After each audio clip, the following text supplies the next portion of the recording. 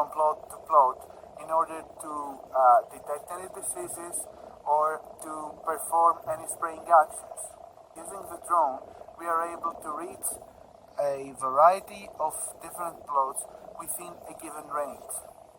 We are able to spot these diseases without having to go through all of our plots every day and see if we have signs of these diseases.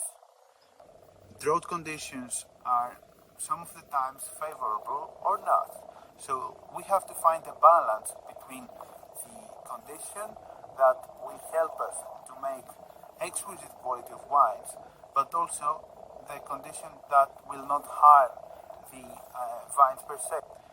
Since we are in dry farming area, we are not irrigating at all. So using the Oenobotics system, we are able to find the amount, let's say, of water stress that each of our vines has. Using the Oenobotics drone, we are able to monitor from above the condition of our vines. This means that we save time and we are more efficient in terms of detecting diseases and challenging conditions like water stress.